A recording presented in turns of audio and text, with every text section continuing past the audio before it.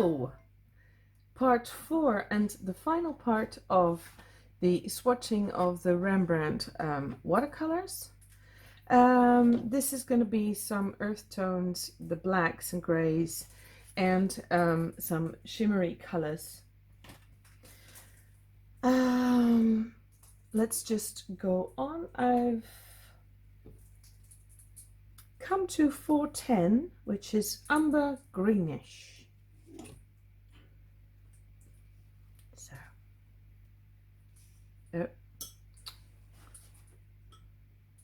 trying to find the best location for that jar. Okay, Umber Greenish.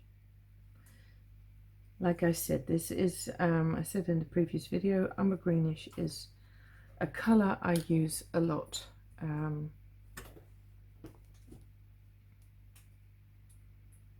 And I use it to tone down skin colors. I use it for shading light colors, etc. It's just a really versatile color. Even though in itself it wouldn't be the color that appeals to many people. But you know, to balance out, especially if you're working with very bright colors,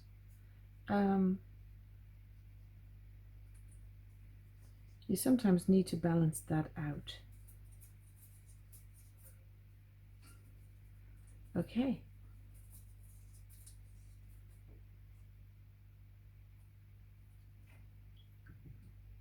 It's not as greenish. Let's see how it dries up. It's not as greenish as I have other umbers that are more greenish. Right, transparent oxide umber.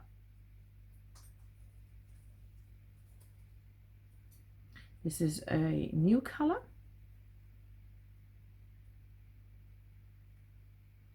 And it's a natural pigment. No, it's a synthetic variant of umber. Okay, so this is the synthetic version of the above, if I understand that correctly. It's more brownish. It's a beautiful color, it's very transparent.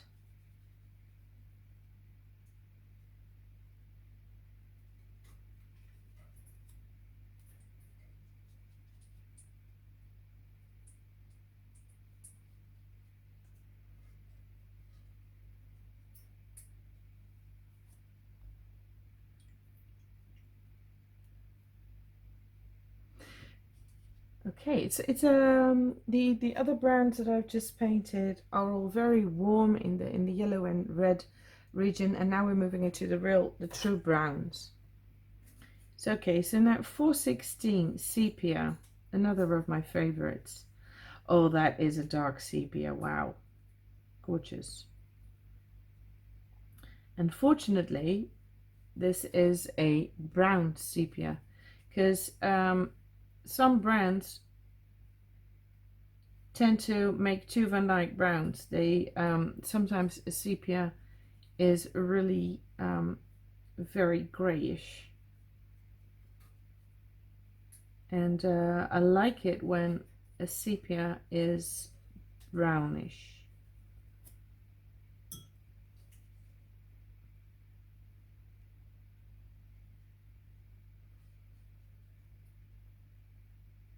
This is a gorgeous color. It's very, very super dark, but still when you dilute it, there is still, you know, that the brown in there. It's still very powerful, even though it's very transparent at the same time. Van Dyke brown. Now this should be more grayish, and it is. This is what I run into sepia more and more often. I have to say that manufacturers, and it is a beautiful color, and I use it, but I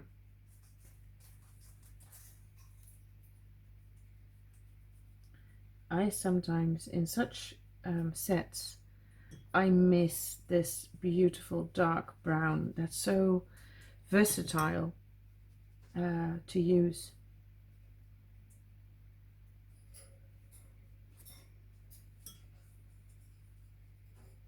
Because with the sepia, it depends on what other colors you use in your painting.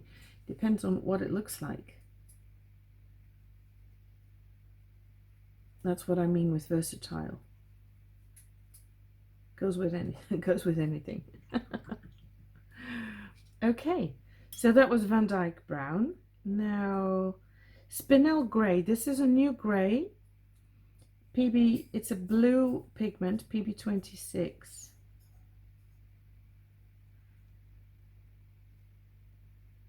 Here it says PB29. Oh, it's a little mistake, I think, in the brochure. It's a grey with a warm undertone and it's slightly granulating, the brochure says. Let's see. It's a very transparent grey. That is what I like about it. It's super dark because it's almost, I'm trying to lay it down super intense. So it's like, this is black, but it's still very transparent, and that is something I like very much. Let's see what happens.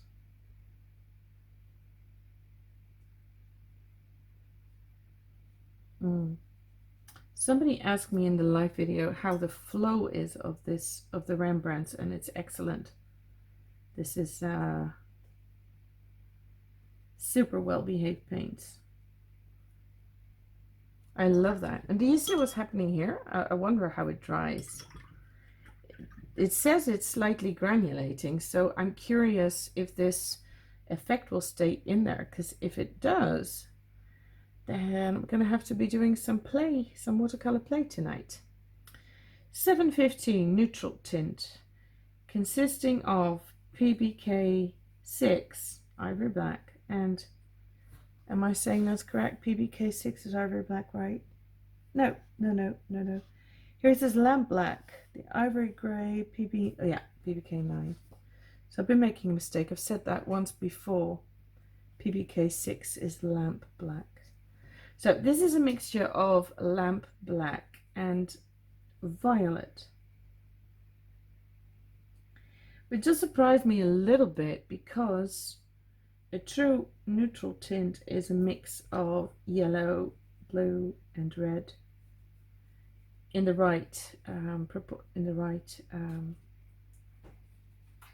proportion, so that you end up with an almost black color. And here Talents chose to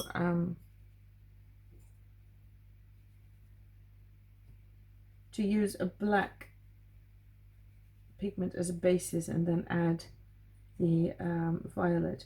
It is a very beautiful color. It is a warm, because of the violet, of course, it's a very warm gray or black, if you will. So it is beautiful. And it dries up very differently. The Spinel Gray, when you lay it down very thick, it becomes really deep black. And then here it's reminds me a little bit of Mars Black, or Oxide Black, if you will. In its granulation, you can see particles there. 708 Payne's Gray, my friend. That is a really good Payne's Gray. I know this one, and I think whenever I try a new Payne's Gray from a brand, this is the color I refer to in my mind, because I know it so well. It's a beautiful deep bluish kind of gray black, and it's just fantastic. Super strong, very, very beautiful, strong color. And this is also great for doing night skies. I love this color. And also what I find with this color is that when you have the right brush, a big brush, that you can make beautiful, it behaves well in, like when you want to do a night sky and when you want to make it really even, this color works really great for that.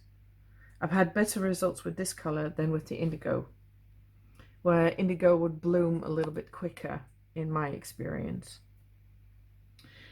Okay, Davey's Gray. Now this is a color that I see pop up everywhere, and this is lightly granulating a cool gray with a greenish undertone. It's named after Henry Davey, a British landscape artist from, again, a man from the 19th century. I dare paint manufacturers, please go and create lines of paints named after ladies, please. There were really good female painters as well. Fewer would be stuck indoors with their embroidery and their gossip circles, but they were there. I read a very beautiful novel by what's her name? Elizabeth Gilbert. It was about a naturalist, a female naturalist. The Order of All Things, was that what it's called? The Order of Things, The Origin of Things.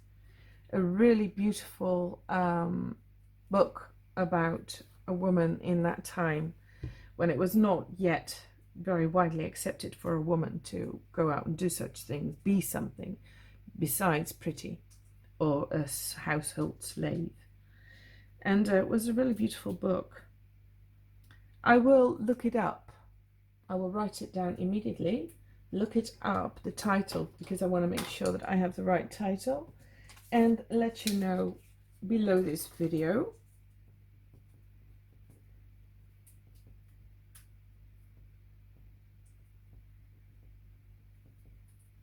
Because I don't think it's called Order of All Things. Okay. But it's a beautiful book, and if you're interested in historic novels and in, it's a beautiful story anyway, whether you're interested in anything at all, but I think the book does give a good outlook on the situation for women in that time. Right, 735 Oxide Black. This came out of the tube with a little separation between binder and paint. But this is also the color, I think some brands name this Mars Black. I think Daniel Smith calls it Lunar Black. I'm not sure if it's the exact same pigment, I haven't checked yet, but I know Thailand use it now for as a basis for their dusk colors. I tried the dusk colors from the Van Gogh brand that have really big particles that are very granulating indeed, but the granulation is not very subtle. And I was wondering, I am curious about this black and about the dusk colors in the Rembrandt collection, because I wanted to know if the pigment particles were perhaps a little more subtle. Because granulation is not just about particles, it's also about the behavior of those particles, and when the pigment particles are too big, their behavior becomes a bit plump. But I like what I see happening here. By the way, this Davey's Gray, I like it. It doesn't say granulates, but it obviously does leave behind some texture, and I like it very much. I love the color. I'm going to see what I can do with that, because it's an interesting color. I haven't worked with that before, so yeah. Okay, so 701 Ivory Black PBK9. Now,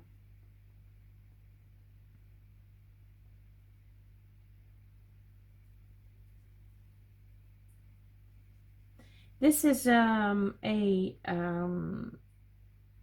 black with a brownish undertone what I see now. And I have blacks by other manufacturers, other ivory blacks that are slightly more bluish, that are cooler. This is a warm black.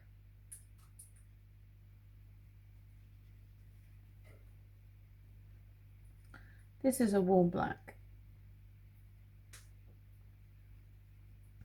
Whenever my husband hears me speak about such things, he's like, what? My husband doesn't see as many colors as I do, and I've noticed my kids also don't. So there was this test on Facebook once, this is like a silly test, whether you were whether you had the superhuman power to see more colors than average.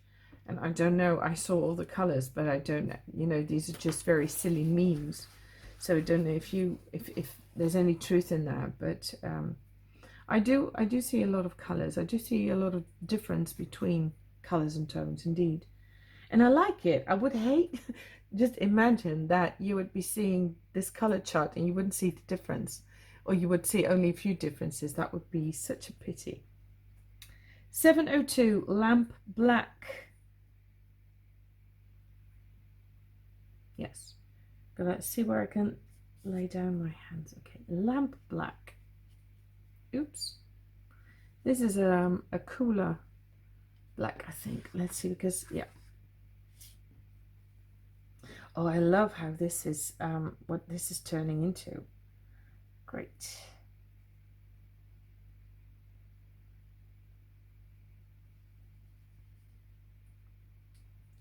Lamp black was made from the soot of lamps.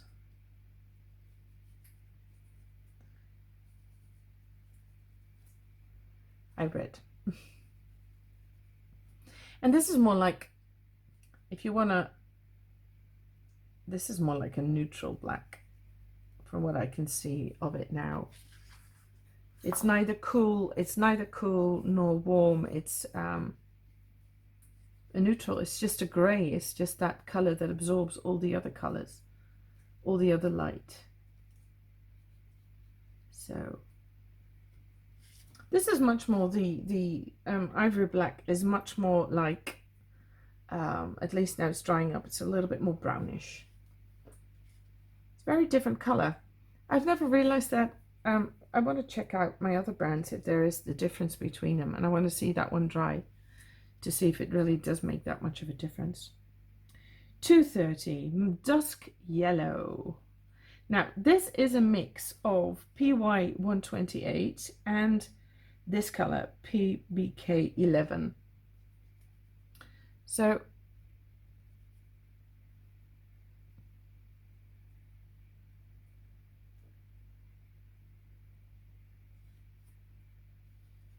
basically it's a mix of a glazing color, so very transparent and vibrant color like the yellow, and then added with the Oxide Black. So you can do this yourself if you want to have, you can mix any super vibrant color with this Oxide Black and mix your own mixes. But it's really nice to have these convenience mixes, and also for people who want to try and work with granulating paint, because I've had students who experienced granulation for the first time and they were all frustrated and angry because it didn't work. Yes, it did. Your paint worked just fine, but you know, it takes some getting used to, learning to work with it and learning to make something out of it instead of getting frustrated over it or avoiding it. Which of course you can if you like, but I like working with it. 373 Granulating Dusk Pink. This is a PR 122.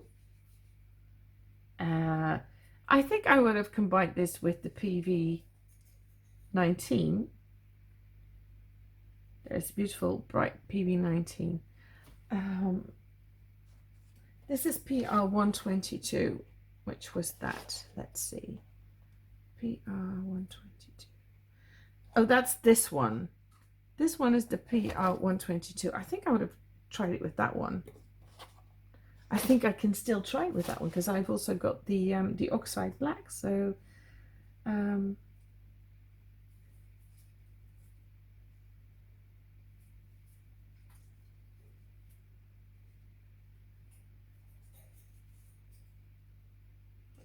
I haven't worked with this yet. I felt the Van Goghs were a little bit coarse for my liking. But I'm looking forward to trying these in a painting.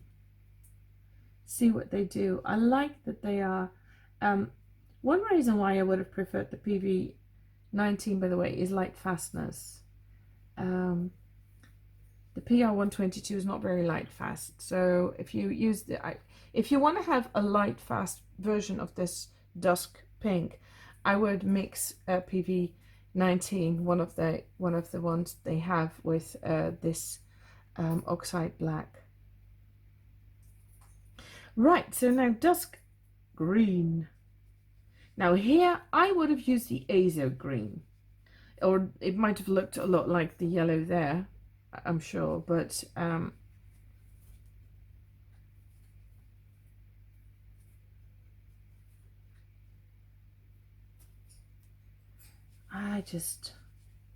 although I have to say, I was saying it and then I saw this paint happening and I thought, oh, but this is really nice.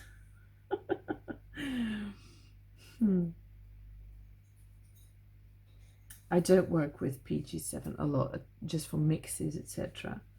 And but this is actually really nice. Oh, I can already see a tree come to life.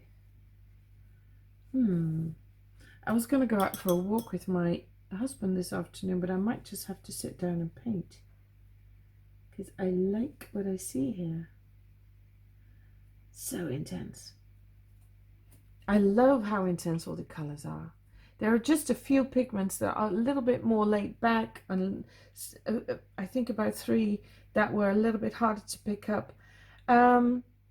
But all the rest is just so smooth and so buttery and so willing to cooperate. I love that. Right, now we are embarking on the specials, the metallic colors, the interference colors, chameleon colors, and spark colors. A word of notice, I never use those. I am interested, and I actually bought a set of these Rembrandts last December, but I still didn't paint with them. They were still all wrapped.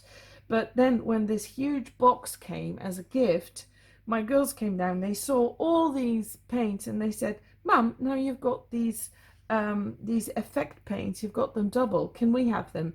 So they actually took up the set that I already had. They robbed me of my paint before I could even try this out. What I did is, and I hope I used the right ink, because now I'm doubting a bit because it's quite shiny. It seems to have clogged all the pores of the paper, so I'm hoping it's going to work. If not, I'm going to have to stop it and try it again on a different piece of paper. But I've got a black and a white piece of paper to show you the color on. The reason I don't use them, oh, and I'm expecting them to lift very difficult, and the reason why, and that's not fair maybe, is that I swatched the Daniel Smith, and I noticed back then that the effect colors were very hard to lift, so I'm sort of expecting the same here, although I'm hoping it will be easier. But the reason I don't use these metallics and effect paints is because many of my paintings almost are meant for reproduction. So the reason I bought that set is to try it in my watercolor journal, a book that I'm keeping to myself. So this is 800. It's a little bit difficult to lay down the paint on the Indian ink, but okay. So this is silver. And I remember from reviewing the Daniel Smith ones, you have to wait until they're dry before you can say anything sensible about it. 802, light gold.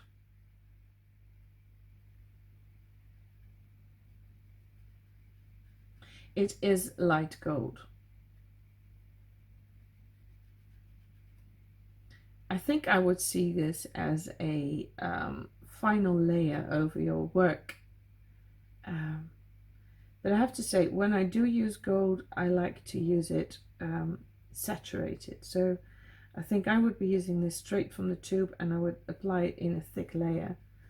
Oh, on the black it's really beautiful, look. On the white it's very weak though. So I have black watercolor paper, and I think these paints would work wonders on black watercolor paper.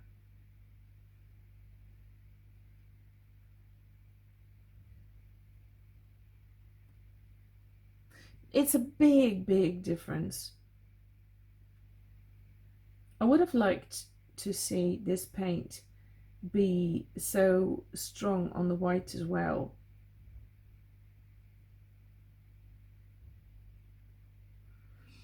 So I also wonder what it's going to look like on top of other colors. Copper.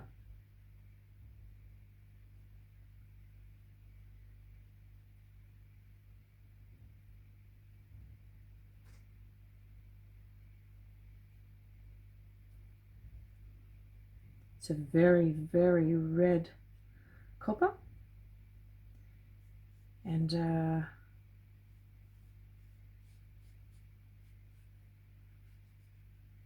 it's beautiful. You can imagine if you are painting someone's hair, you want to give them a fiery red hair. First paint their hair black and then go over that with this. Beautiful. Beautiful red color, nice. But still, I have to say, this is not really my thing, so you probably won't find me as enthusiastic about these as about the regular pigments. And you know, I've already got one favorite metallic gold that I use all the time, and I use a lot of for specials, sometimes for commissions, which is so much more opaque, because I didn't really like the fine text that people were so fond of, but eventually I got sent this creamer gold from one of my viewers, from I think it was Gina. She sent that to me, and that was just bullseye, and I've kept it ever since. So this color I like. This is Graphite. This is an interesting color. It's a little shimmery, but it's like, yeah, I like this one best of the range. This seems usable on white paper as well, and it also seems usable because it is a reflective or a shiny pigment, but it also seems usable to reproduce because it's a beautiful gray anyway. So I like this one, but not for the metallic shiny aspect about it. Okay, interference white. Now these are colors I always say these are hand lettering colors, in the sense that I think they're really great for ornamentation, but I don't see myself using this a lot. So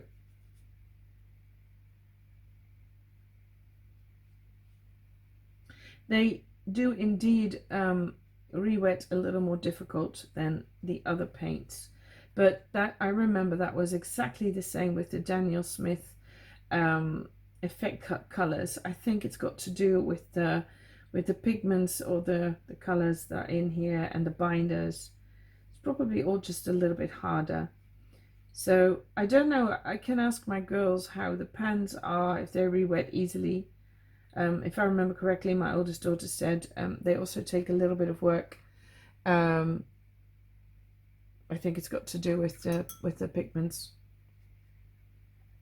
Interference blue makes me think of Bowie's Blue, Blue, Electric Blue. Sound and Vision by Bowie. He sings Blue, Blue, Electric Blue. And that's what this feels like when you apply it onto black. Feels like electric blue. I like it very much. And still, I don't think I would use it that much. But just imagine you want to send someone a happy birthday card, and you write with, if you're really good at handwriting, hand lettering, and you use this color for it, it looks really lovely. Because on first glance you don't see anything on the white, and then when you move it around you see it. But on the black you see this beautiful blue. Yeah. Nice. Another drop of water. Interference Violet. You know what I'm going to do? I'm just going to add a drop of water on all the colors to prepare them. Hopefully they will give off color a little bit more easily. This is not good for your brushes, so if you I always paint with relatively cheap brushes, by the way, so for me it's no problem. I find that synthetic brushes work best for the techniques I use, and I don't even use the most expensive brushes at all. These are Leonard brushes, and they have a really fine tip.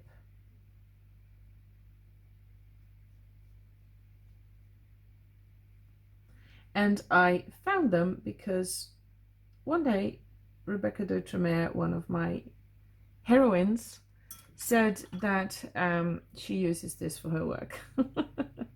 And I, as a fan, as a groupie, I ordered a couple of those brushes, and she's right, they are fantastic. I'm actually eating them. I'm using them until the hairs have worn down almost completely.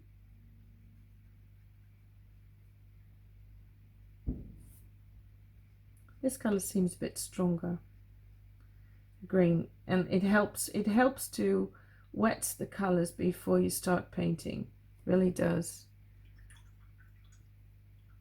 These are really interesting colors. It's just, yeah. Maybe I'm a bit boring, but this is Chameleon Colors. It's not what I expected it to be. It's like, this is Chameleon Gold, Red, Violet. I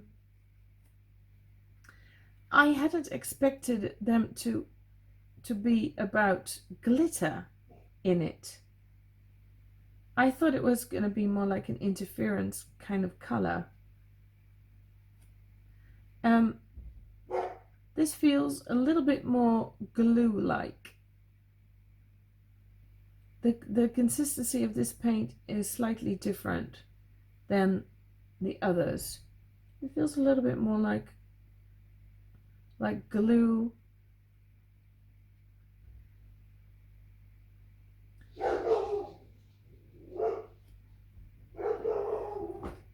Oh, there's a postman. Okay, so now Chameleon Red, Violet, Blue.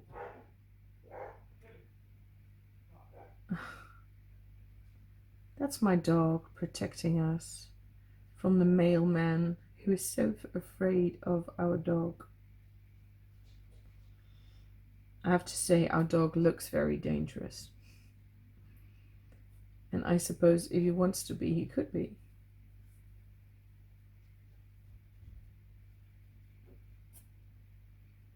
This is more like, the consistency feels a little bit more gluey. It's different. And Chameleon Red, Violet, Blue, it's quite purple. It's more like, let's say you want to paint a night sky. If you do that with Indian ink and then you go over it with this color, that's really pretty. It's really going to sparkle. But I don't really see how I would use it in watercolor in one of my paintings. But maybe I will, you know. It's just, sometimes you just have to try something to, well, to feel how it works. This is Chameleon Violet Blue Green.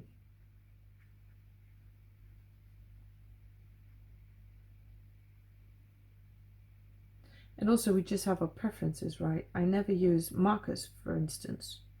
I hate working with markers. I like it that with watercolor you can even out the lines, you can make the gradations really beautiful. And with markers you can always see the strokes. And I don't like that. Okay, now we'll move on to 863, Chameleon Blue Green Gold. This looks super sparkly. Wow.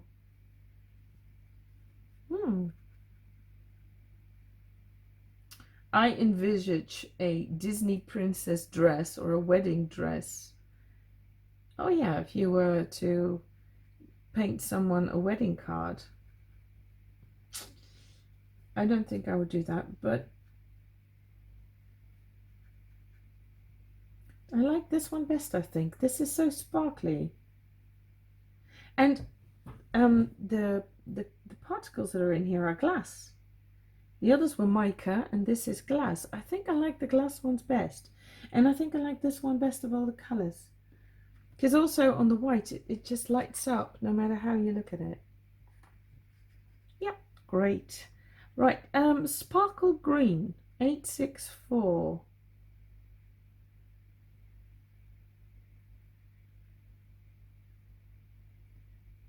Okay, Sparkle Green.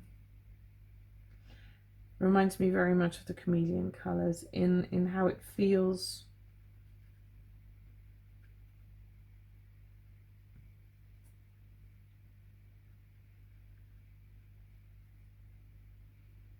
I think if you buy this, you want to buy these colors, I think it would be best to buy tubes instead of pans, because I'm not sure how the pans work, but this does require quite a bit of work to release the color. It's something I would find too much of a fuss in the end.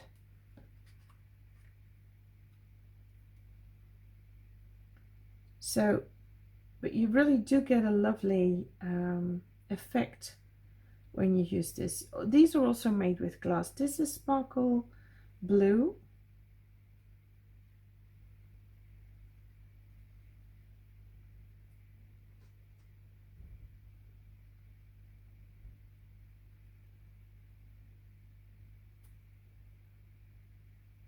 And just a little bit more water.